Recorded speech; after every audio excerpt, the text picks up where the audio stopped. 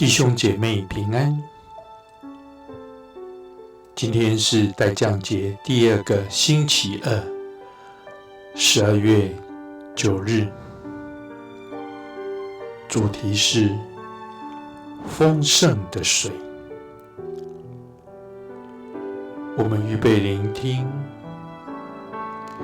人看见知道，这是上主的手所做的。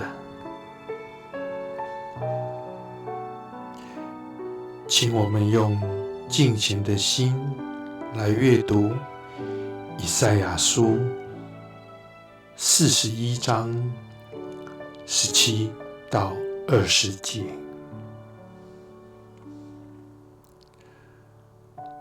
困苦穷乏人寻求水，却没有。他们因口渴，舌头干燥。我耶和华必应允他们，我以色列的上帝必不离弃他们。我要在净光的高处开江河，在谷中开泉源。我要使沙漠变成水池，要使干地变为涌泉。我要在旷野种上香柏树、皂荚树、番石榴树和野橄榄树。我在沙漠要把松树、杉树并黄杨树一同栽植，好叫人看见、知道、思想、明白，这是耶和华的手所做的，是以色列的圣者所造的。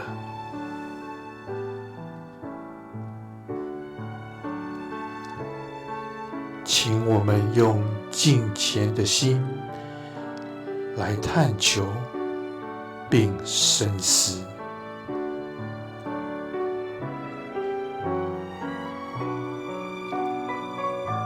你渴求什么？什么是你最深切的渴望？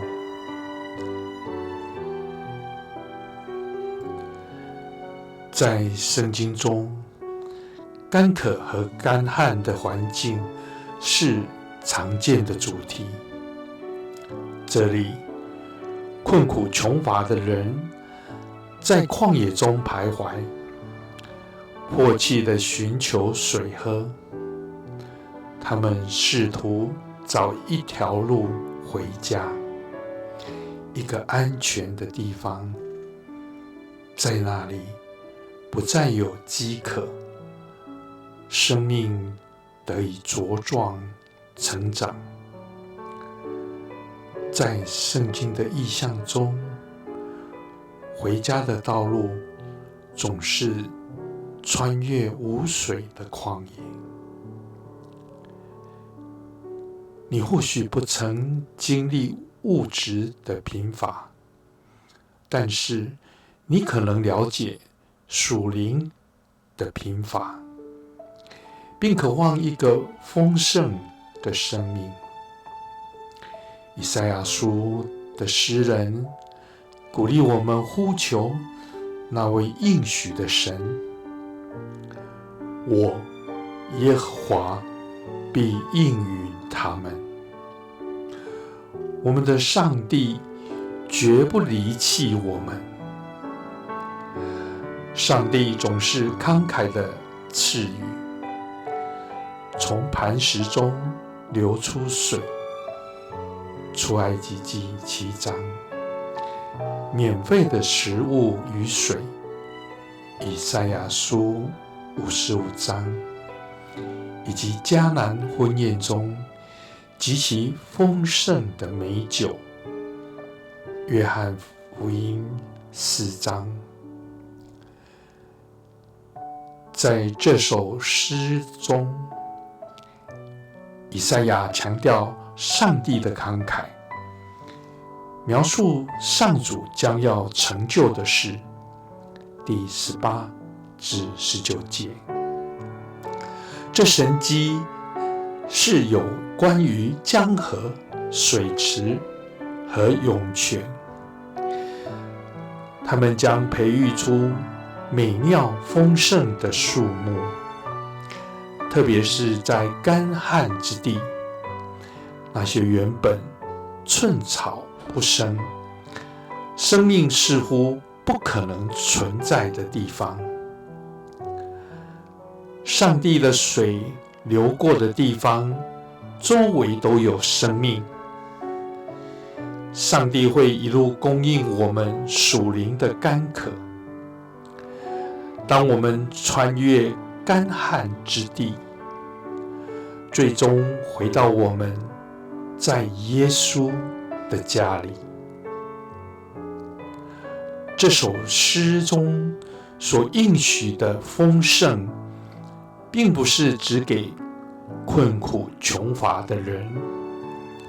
上帝的目的并不在狭隘地关注某特定人群，全世界的人都在看着，并将看到上帝的手、上帝的大能，而且都将知道，也就是承认，这是上主所做的。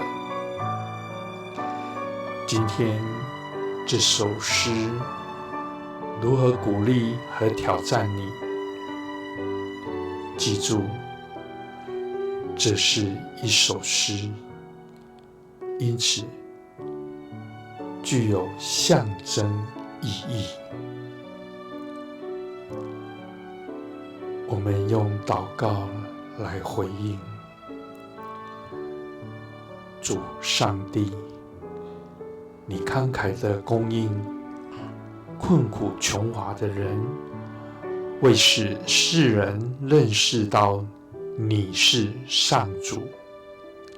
今天我相信你能供应给所有身体或灵性干渴的人。阿们。活出顺服，为使世人知道上